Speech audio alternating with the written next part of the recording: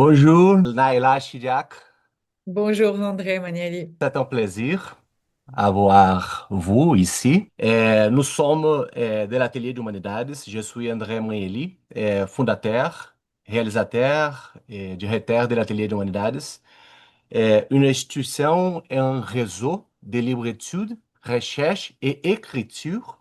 C'est un point important parce que nous allons converser, dialoguer avec les expériences de l'atelier d'écriture. Et dans le contexte de l'atelier de humanidades, nous avons le cycle de humanidades, ideias e debates em filosofia e ciência social, cycle de humanité, idées et débats en philosophie et sciences sociales. Et dans ce moment, sixième année de cycle de humanité, après 20 entretiens, Mhm, notre entretien est 21 entretiens, nous avons un thème de 2025 sur guerre ou paix. Les premières rencontres, il y a la dynamique de rencontre avec conversation et aussi euh, quelques entretiens. Notre entretien est la première. Le thème la première rencontre est au monde de guerre et de deuxième, littérature en armes. Notre entretien est sur le thème littérature en armes et vous, Naila Chidiac, a une œuvre autour des thèmes de l'atelier d'écriture thérapeutique. Il y a un livre de 2010. Et il y a aussi un livre très important pour nous, qui est le livre de travail ici, qui est L'écriture qui guérit, traumatisme de guerre et littérature de 2025. Et aussi, il y a un autre, les bienfaits de l'écriture, les bienfaits des mots, un atelier d'écriture de 2022. Et pour que nous pouvons commencer, je voudrais écouter un peu sur votre itinéraire. Comment avez-vous cherché la question d'un atelier d'écriture comme une pratique clinique de thérapeutique? Merci de me recevoir, André Magnelli, dans ce très beau cycle que vous proposez. Je suis très honorée et fière d'être la 21e personne pour établir cet entretien. Je vais vous parler de mon parcours. Je crois que c'est ça que vous voulez dire. Si vous voulez, j'ai fait des études donc de psychologie clinique. Donc, je suis docteur en psychopathologie clinique, psychanalyste. Et mon vrai domaine à la base de spécialité, c'est le traumatisme psychique. Donc, c'est tout ce qui est trauma, ce qu'on appelle chez les Américains PTSD, Post-Traumatic Stress Disorder, mais en France, on l'appelle état de stress post-traumatique ou traumatisme psychologique. Donc, c'était à la base ça ma spécialité, toujours chez les adultes. Je travaille avec des adultes. Et en 1995, il y a eu en France une vague d'attentats et le général Louis Kroc, qui était mon maître, a créé sous l'égide du président Chirac, il a créé en 1995 les CUMP, CUMP, cellules d'urgence médico-psychologique. On est les seuls en France. Quand il y a quelque chose, on va sur le lieu. Le psychiatre, le psychologue, il se déplace et on fait ce qu'on appelle un diffusing débriefing. Ça, c'est en 1995. En 1997, j'ai l'occasion, la chance de pouvoir intégrer l'hôpital psychiatrique parisien le plus important, d'ailleurs en France, qui s'appelle l'hôpital Sainte-Anne. C'est un hôpital psychiatrique au cœur de Paris. Et le patron à l'époque, donc c'est en 1997, je vais le voir et je lui dis, j'aimerais avoir une consultation de psychotraumatisme parce que avec les cellules, je vois le patient tout de suite dans l'immédiat, mais je suis clinicienne, j'aimerais voir après ce qui se passe. J'aimerais avoir une consultation pour le moyen et long terme. Il me dit, d'accord, mais le trauma, à l'époque, voilà, ça ne l'intéressait pas beaucoup. Et c'était un patron très provocateur. Paix à son âme, il nous bousculait. Il dit, d'accord, mais trouvez-moi autre chose. Et vous avez 24 heures pour trouver autre chose. Et cette contrainte, et je la cite parce que c'est un des fils conducteurs de mes ateliers, la contrainte. C'est, dans mes ateliers, c'est tout sauf libre. Voilà, c'est très contrainte, mais on verra si on a le temps pourquoi. Et donc, je me promène dans l'hôpital et je vois tout un énorme département. On est en 1997, je répète, un grand département de art-thérapie. Thérapie par l'art, par la médiation artistique. Et je me promène dans ce département. Il y a sculpture, peinture, musique, danse, argile, voilà, beaucoup de choses. Mais il n'y a pas d'atelier d'écriture. Donc, je repars chez lui très vite. Il me dit, vous êtes déjà là? Je dis, oui, oui, j'ai trouvé. Il me dit quoi? Je dis, un atelier d'écriture thérapeutique. Il me dit, ça, c'est le futur. On est en 97. Alors, je dois avouer, j'ai commencé comme ça. Mais, et ça c'est important aussi si on continue sur ce sujet-là, j'avais une connaissance personnelle de la littérature, c'est ma passion. Je lis depuis que j'ai l'âge de 5 ans, beaucoup, beaucoup, beaucoup. Et j'avais une pratique de l'écriture personnelle. Donc, je pouvais animer, mais j'avoue que j'ai commencé la première fois à animer un atelier d'écriture thérapeutique avec des patients adultes de toute pathologie, sauf les patients agités. Et c'est ainsi que j'ai commencé à avoir une fois par semaine, pendant 17 ans, un atelier d'écriture à l'hôpital Sainte-Anne. Je suis partie en 2010 de l'hôpital. L'atelier continue. Ma stagiaire m'a remplacée et elle est devenue, elle dirige cet atelier. Et moi, je forme des gens à cette méthode et je continue en consultation, bien sûr, à faire utiliser l'écriture, soit en individuel, soit en groupe. Donc ça, c'est l'itinéraire. Après, cette méthode, elle a tellement bien fonctionné que j'ai travaillé pour l'ONU en tant que consultante, où je formais des gens des psychologues ou des gens de terrain à la méthode des ateliers d'écriture en lien avec le traumatisme. Parce que je me suis aperçue que pour beaucoup de traumatismes psychiques, c'est pas toujours facile la parole, mais on y arrivait avec l'écriture à tisser le traumatisme qui est une fracture de l'espace et du temps. Et depuis, j'écris, j'écris, j'écris, j'écris, j'écris. Parfait, parfait. Le parcours, c'est ça. Ça marche. Bien, dans ce contexte de la pratique, la méthode de l'écriture pour la clinique, euh, vous avez un livre sur les rôles de l'écriture en ensemble, les bienfaits de l'écriture, les bienfaits des mots. Et dans cette année, 2025, il y a l'ouvrage L'écriture qui guérit, traumatisme de guerre et littérature.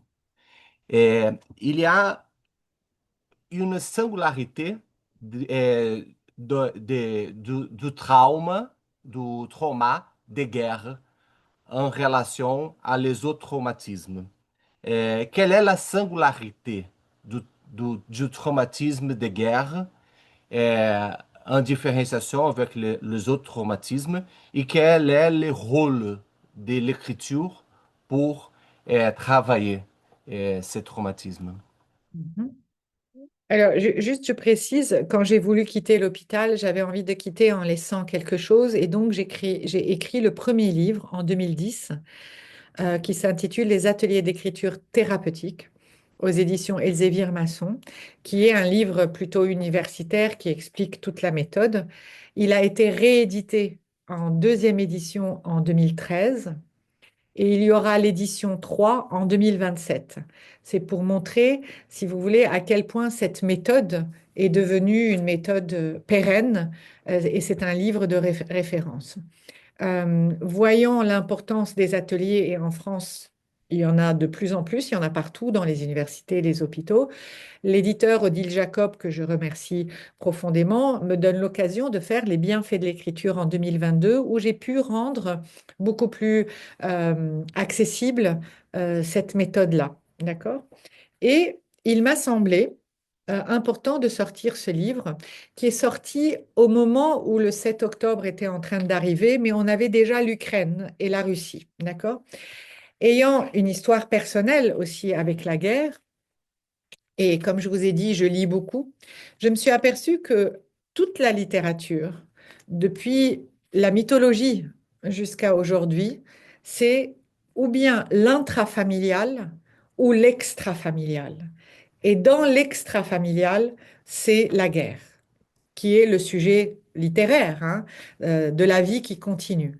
Et malheureusement, en Europe, ça devenait de plus en plus à nos portes. Et j'ai eu cette intuition de l'importance de pouvoir rappeler toutes les civilisations qui l'avaient déjà vécu et comment ils s'en sont sortis. En quoi la guerre est très différente? Le traumatisme, il est toujours le même, hein. Si on est traumatisé, voilà, il y a des choses à faire. Mais ce qui se passe dans la guerre, André, c'est que la guerre vise la destruction extérieure aussi. Donc il y a tout qui s'effondre quand il y a la guerre. Et la menace de mort est permanente. Les autres traumatismes sont très graves et très importants. Je ne ferai jamais une différence au niveau de la douleur, mais je fais une différence au niveau du psychisme. C'est-à-dire que en temps de guerre, que vous soyez dehors ou dedans, la menace est la même. Alors que dans l'intrafamilial ou un traumatisme ponctuel, en principe, dehors, ça doit aller. Si vous allez en bibliothèque, ça devrait aller. La guerre vise la destruction de toute la culture. Elle vise la destruction de la pensée, sans parler, bien sûr, de la menace de mort imminente et des deuils complets. Donc, c'est un grand champ de dévastation, c'est l'enfer, en fait. C'est un enfer partout quand il s'agit de la guerre. Et ce qui a aidé les personnes en temps de guerre, que ce soit dans le temps ou bien comme je le montre avec le journal de la jeune fille de 12 ans euh, ukrainienne ou bien le très grand Andrei Kourkov, que je cite aussi, ce qui les a sauvés, c'est l'écriture pour pouvoir tenir, parce que c'est un acte de vivant que de pouvoir écrire, de tenir un journal et de pouvoir continuer à penser, parce que la guerre vise aussi la destruction de la pensée. Parfait. Je vous cite, lire sauve, écrire protège la pensée, écrire permet de tisser des liens entre les pensées en éruption ou mutilées. Écrire permet de poser un cadre à penser. Il y a une question très importante, répétée dans votre ouvrage, qui est le rôle de liaison de l'écriture. Pouvez-vous parler un peu sur le processus de liaison qui est impliqué dans la guerre, la déliaison, et après, avec l'écriture, la thérapeutique pour l'écriture, le travail de liaison. Je parle parce que il y a une différence entre une clinique classique, une clinique qui se passe avec un cadre de, neurotique, un cadre familial où le travail sur la, la, l'inconscient est différent du travail clinique pour fonctionner sur l'expérience du traumatisme de guerre. Quelle est la différence dans la méthode de liaison qui est Mhm. impliquée dans l'écriture dans l'atelier qui vous Mhm. conduisez? Alors, c'est une très très belle question. Je vais répondre par rapport au traumatisme parce que c'est ce dont je m'occupe surtout. Mais il faut savoir que quand j'étais à l'hôpital Sainte-Anne, j'avais des patients de toute pathologie. D'accord? Mais en ce qui concerne le traumatisme, je crois que c'est ce qui motive votre question. Lorsqu'il y a un traumatisme de guerre, par exemple, qu'est-ce qui se passe? Qu'est-ce qui définit le traumatisme? Le traumatisme, c'est quelque chose qui se passe à l'extérieur, qui va rentrer dans le corps par les cinq sens et dans l'esprit. D'accord? Et qu'est-ce qui se passe? Le mot dans notre clinique, c'est effraction. Il y a une effraction psychique, ça veut dire une fracture de l'espace et du temps. Et le symptôme va être soit des trous dans la pensée. D'ailleurs, je ne suis pas lacanienne, mais Lacan disait trauma. Il n'appelait pas ça le trauma, mais le trauma. Soit on a des trous dans la pensée, les personnes ne se souviennent plus, n'arrivent pas à se souvenir. Ils pensent que c'est neurologique, mais il n'y a rien de neurologique. Soit ils sont dans une pensée répétitive, soit par le cauchemar, soit la rumination, soit la crainte continuelle, donc une pensée en boucle. Soit c'est une pensée assurée, je pense, puis il y a une interruption. Je pense, il y a une interruption. Je n'arrive pas à avoir une continuité de la pensée. Donc la déliaison se manifeste de différentes façons selon la symptomatologie du patient, mais en tout état de cause, il y a une difficulté à lier la pensée. En gros, qu'est-ce que ça veut dire? Il y a une difficulté à penser. Soit parce que j'ai peur, donc je suis sidérée, elle est figée, soit parce qu'il y a sidération, soit parce qu'il y a des trous, soit parce que c'est assuré, soit parce que c'est en boucle, la répétition.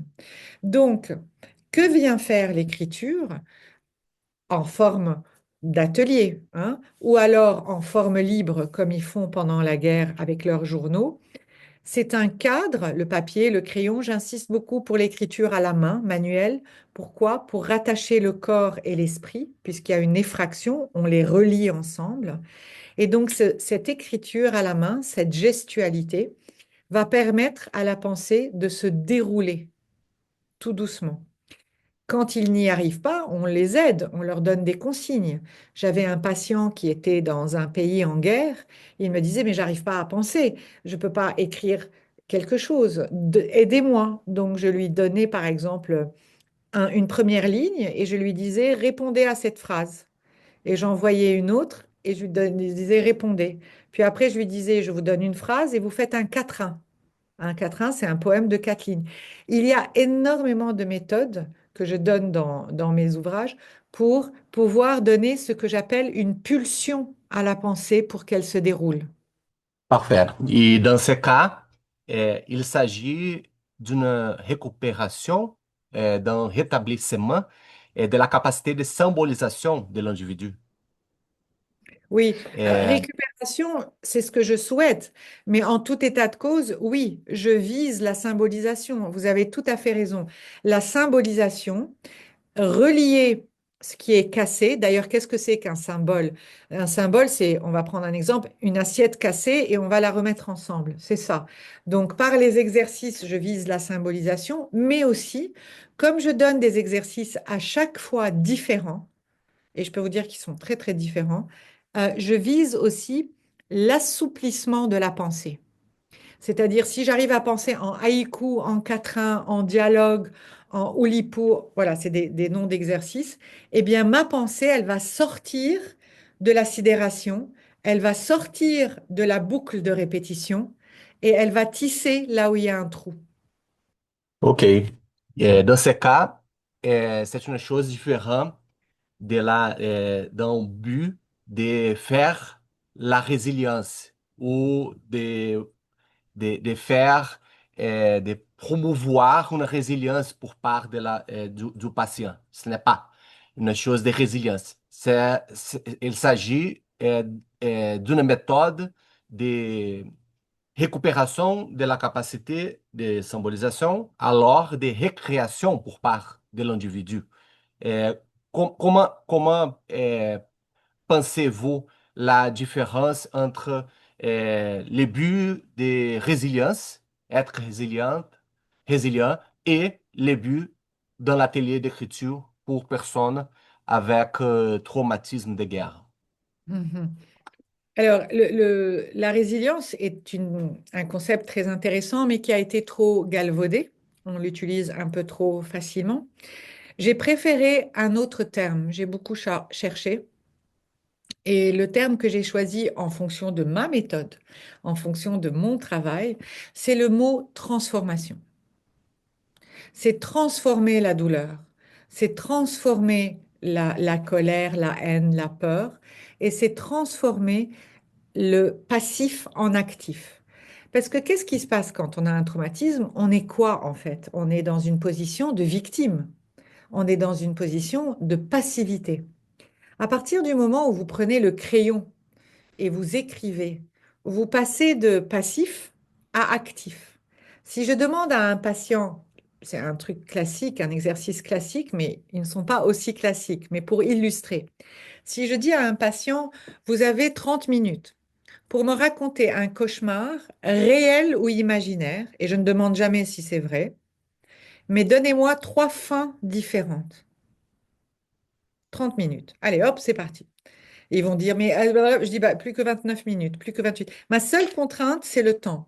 La qualité ne compte pas, la quantité ne compte pas. Je ne suis pas un atelier littéraire, donc je les détendez-vous. Première loi, on a une loi consigne, une charte, c'est confidentialité. Deuxième loi, la quantité ne compte pas. Troisième loi, la qualité ne compte pas. Il faut respecter la temporalité. Même la consigne, vous pouvez la détourner. Mais le temps, c'est le temps. C'est ça le cadre. Et puis, il y a le cadre du papier, le cadre de l'écriture et le cadre de la consigne. Donc, c'est une mise en abîme de consigne. À partir du moment où le patient va donner trois fins différentes, c'est très intéressant de voir s'il donne des fins négatives, positives ou mélangées. Mais en tout cas, vous lui donnez la possibilité d'être dans l'activité. Et je cite le très bel exemple que je cite dans le livre précédent, c'est Salman Rushdie qui a été poignardé avec un couteau lors d'une conférence. Il a perdu un œil, il a failli mourir, il a eu, je crois, perdu la mobilité d'un bras. Et il écrit un livre merveilleux qui s'intitule Le couteau, parce qu'il a été poignardé. Et il dit, le couteau, aujourd'hui, c'est mon stylo. J'ai pris le stylo et je reprends possession. Il a voulu me tuer, mais non, voilà un autre livre. Il est là, mon couteau. Je vous cite, Les couteaux de Rusty illustre les propos de mon ouvrage en un quatuor. Rencontrer la réalité de la mort, écrire, vivre, aimer. L'écriture permet le franchissement de l'enfer. Dante n'est jamais loin. Vous avez fait référence deux fois à l'enfer de Dante. En certain sens, l'expérience dans les conditions de guerre et après la guerre se passe comme une traversée dans l'enfer avec Dante. Et il y a beaucoup de formes d'écriture pour faire sa traversée, pour la témoignage, pour la critique sociale et politique, pour la préservation de la culture, la création d'une archive émotionnelle, exploration de la condition humaine. Vous avez parlé de ces formes d'écriture. Mais me paraît qu'il y a pour vous une pulsion pour l'écriture dans la situation de guerre. Il y a aussi une différence entre le moment de survivance et l'après. Et une invitation ou une nécessité d'une expression écrite différente aussi. Et dans les moments de guerre, il y a Oui. une pulsion pour la poésie, pour la témoignage, pour correspondance. Et après, c'est possible de faire l'expérience des autres formes Mhm. d'écriture. Comment pouvez-vous parler sur cette chose? Tant sur la différence entre le moment de survivance de Oui. guerre et l'après et les différences des moments d'écriture. Mhm.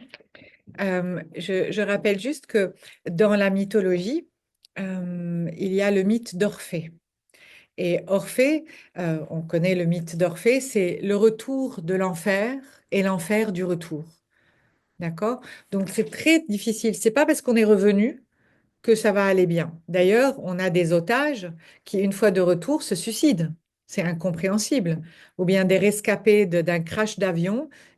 C'est tellement insupportable de revenir de cet enfer, parce que qu'est-ce que c'est finalement le traumatisme? C'est la rencontre avec le réel de la mort. Ce n'est pas je pense mourir, c'est j'ai failli mourir. Et André, on est tous sûrs d'une seule chose dans la vie. Là, vous pensez que vous allez retrouver vos amis tout à l'heure ou que vous allez lire tel livre. Moi, je pense que, voilà, on est sûr de rien. On est sûr d'une chose dans la vie, c'est qu'on va mourir. Et c'est la seule chose qu'on ne connaît pas. Donc, quand le cerveau rencontre cette possible réalité, de fin de vie, eh bien, quand il revient, c'est très compliqué de survivre à ça. C'est ce qu'on appelle l'enfer du retour et le retour de l'enfer. Et je cite souvent Dante parce que lui qui décrit très très bien l'enfer et pendant très longtemps, qui est assis à côté de Dante pendant toute sa traversée de l'enfer, c'est Virgile, c'est-à-dire la littérature. Donc c'est pour ça que Dante est toujours à côté de moi parce qu'à côté de lui il y avait Virgile. Donc pour dire que la littérature est nécessaire parce que qu'est-ce qui se passe en temps de guerre? On n'est pas revenu encore. Ce n'est même pas le après. On est dedans, on est dans cet enfer, c'est-à-dire qu'à tout moment, en temps de guerre, à tout moment, on peut mourir. Donc il faut nourrir son esprit, il faut le nourrir par autre chose, par de la fiction, par de la poésie, si on peut lire et écrire, d'accord, pour pouvoir mettre un paravent contre cette horreur, ce danger de mort. Mais pour écrire, comme le dit Kourkov, comme le disent beaucoup, il est très difficile en temps de guerre, pendant les bombardements, pendant les moyens de survie que vous devez trouver pour vous-même ou votre famille, pendant vos déplacements, descendre à l'abri, sortir de l'abri, déménager de petites villes. C'est très compliqué pour le cerveau de penser à une fiction qui s'étale dans le temps. Vous pouvez pas, si je cite Mrs. Dalloway, Virginia Woolf, je vais aller acheter des fleurs, après-demain je vais faire ceci. C'est pas possible. Ils pensent, quand on est en temps de guerre, qu'à tout moment on peut disparaître. Donc ce qui est possible, vous l'avez très bien dit, la correspondance, les fragments poétiques, ce sont les Anglais qui ont écrit le plus de poésie pendant la Première Guerre mondiale, et aussi le journal intime. Donc, fragments poétiques, journal intime et correspondance. La correspondance se perd, mais on a beaucoup de correspondance par texto et WhatsApp. Dans toutes les guerres actuelles au XXIe siècle, on a beaucoup de correspondance par numérique. Donc, on peut faire des fragments, mais se projeter sur quelque chose de moyen long terme, c'est très difficile. Et une fois sortis de la guerre, là, les écrivains arrivent à reprendre un roman et à continuer. Parfait. É, je vous cite, en pleine guerre, écrire est un acte de vivant, de survivant et surtout Depuis. de vivant. É, dans la deuxième partie du livre, il y a un abécédaire avec beaucoup de personnages, quelques de, 19e siècle, Poe, Tolstói, Ford Madox Ford, Rainer Maria Rilke, l'inice du XXe siècle. Et il y a aussi des auteurs, l'inice du XXe siècle, et aussi il y a des auteurs contemporains. Euh, dans l'abécédaire de 26 personnes, de 26 euh, écrivains, quel pouvez-vous choisir comme exemplaire de l'expérience de l'écriture devant la guerre? Non, je ne vais pas dire. Je vais répondre à côté, si vous permettez. Je vais faire un pas de côté, si vous permettez, parce que je dois vous dire, ce livre, il est dans ma tête depuis 25-30 ans. Et je n'arrivais pas à décider comment le faire. Parce que qui je vais privilégier? Celui-là ou celui-là? Il y en a tellement, il y a tellement de littérature de guerre. Donc, je me suis prise la tête. Je me dis, est-ce que je fais la Première Guerre mondiale, un abécédaire de Première Guerre mondiale? Est-ce que je fais un abécédaire que d'hommes, que de femmes, que du 19e, que du 18e? Il y a tellement de guerres. Est-ce que je fais les 5 continents? Et puis, je me suis dit, tu n'es pas historienne, tu n'es pas géopoliticienne, tu n'es pas prof de littérature, tu es psychologue clinicienne. Et qu'est-ce que tu fais? Tu fais des ateliers d'écriture. Donc, tu vas montrer des formes d'écriture différentes. Et en fait, ce que je privilégie, c'est dans ces 26, c'est que ce sont des formes différentes. Si on prend la première lettre, Svetlana Alexievitch, c'est une forme témoignage. Elle a eu, Alexievitch, le prix Nobel de littérature, qui a été très controversé parce que c'est pas un roman, c'est les témoignages de toutes les personnes qui ont été blastées ou touchés par la guerre en Biélorussie. J'ai voulu parler de l'enfance, donc j'ai pris Astrid Lindbergh à la lettre L, qui est très peu connue par son nom, mais quand on dit en Europe Fifi Bras d'Acier, tout le monde connaît. J'ai mis la poésie, j'ai mis le théâtre avec Wajdi Mawad, j'ai mis Tolstoï, bien évidemment, pour parler de cette littérature russe foisonnante. Donc, c'est très difficile d'en choisir un, mais je tenais à vous dire que mon choix, qui était très difficile, a été fait par le choix des formes différentes. Donc, ils ont tous un mérite exceptionnel parce que c'est tous de la grande littérature. Je respecte énormément chacun d'eux. Je n'ai pas de préférence, mais je tenais à montrer qu'on peut écrire sous différentes formes, que c'est pas que de la littérature, un roman. Il y a pas, c'est pas ça la littérature. La littérature, c'est je m'exprime et je trouve ma forme, parce que comme dit Victor Hugo, la forme, c'est le fond qui remonte à la surface. Donc, on écrit tous la même chose finalement depuis la nuit des temps, que ce soit la guerre ou pas la guerre, mais c'est toujours les conflits et les passions internes. Mais quelle forme va-t-on leur donner? Et donc, j'ai eu envie de présenter 26 formes différentes de guerre. Lire ces auteurs, c'est vivre des saisons variées avec une palette de couleurs infinie, né? É, bien, je vous cite de nouveau. Chaque mot de chaque phrase écrite par ces auteurs est un acte de résistance contre l'oubli, un témoignage vibrant de la force, de la créativité de l'esprit humain face à l'adversité. Il ressort de manière poignante de cette exploration littéraire des pouvoirs transformateurs de l'écriture. Par-delà leur acte de témoignage, ces écrivains ont utilisé l'écriture comme un moyen de donner un sens à l'insensé, de trouver de la lumière dans l'obscurité et d'offrir un refuge à leur esprit dans les tourments de la guerre. Et pour finir, je voudrais vous écouter sur les contextes contemporains de guerre. Vous êtes franco-libanaise, c'est une chose importante de penser quelle est la motivation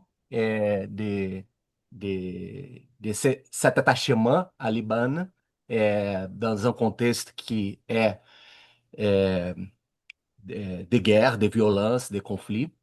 Mais je voudrais vous écouter parler avec ces expériences d'écriture dans ces moments présents, dans les guerres.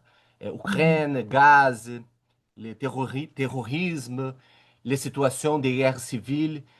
Quelles sont les expériences d'écriture des écrivains qui sont intéressants pour écouter, pour lire dans les contextes contemporains de guerre aujourd'hui?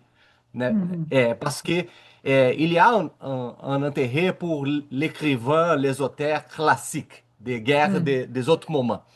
É, é, vous avez parlé de ces auteurs. Mhm. L'abécédaire, il y a des auteurs dans les contextes différents, 19e, 20e, mais aujourd'hui. Mhm. Aujourd'hui, au XXIe siècle, j'en ai deux très importants qui sont cités ici, qui sont Zerouïa Chalev et Andrei Kourkov, qui nous donnent des éclairages. Sinon, il y en a qui ne sont pas encore publiés et qui écrivent. Il y a beaucoup d'auteurs libanais et libanaises qui écrivent de très très belles choses dans tous ces pays-là, que ce soit Israël, des auteurs palestiniens, beaucoup de poésie chez les Palestiniens que j'ai pu citer en début d'ouvrage ici. La littérature israélienne est très très riche aussi sur cet éclatement de la société. Au Liban, il y a beaucoup de littérature qui a surgi après l'explosion du 4 août 2020, où il y a eu vraiment énormément de dégâts, de blessés et de tués. Actuellement, l'Ukraine et plutôt l'Ukraine plus que la Russie, j'ai pas encore de texte de la Russie, mais j'ai des textes d'Ukrainiens. C'est ce que je dirais de différent, c'est la méthode, comme je le disais tout à l'heure, par WhatsApp, par mail, ou par texto. Donc, voilà, c'est quelque chose de plus fulgurant. Parfois, c'est des grands pavés. Et ce qui change, c'est au niveau beaucoup du bruit. Par exemple, ils sont très perturbés par les drones. Les drones, ça fait un bruit épuisant. Autant les bombardements, ça fait peur et c'est éprouvant, autant les drones, c'est comme un moustique qui ne s'en va pas. Et c'est comme si ça court-circuitait la pensée. Donc, s'il y a de l'électricité ou des batteries, ils mettent de la musique pour ne plus l'entendre, mais s'il y a des coupures d'électricité, les bruits sont très dérangeants. Et j'ai comme ça des patients qui se mettent à réciter de la poésie à haute voix pour ne pas entendre le bruit des drones. Donc c'est plutôt les technologies qui changent, mais sinon la littérature reste toujours la même, cette horreur face à la barbarie, mais c'est les technologies qui changent. Dans toute cette littérature, qu'elle soit passée, présente ou future, ce qui est très difficile, c'est la disparition. C'est ne pas pouvoir enterrer un corps.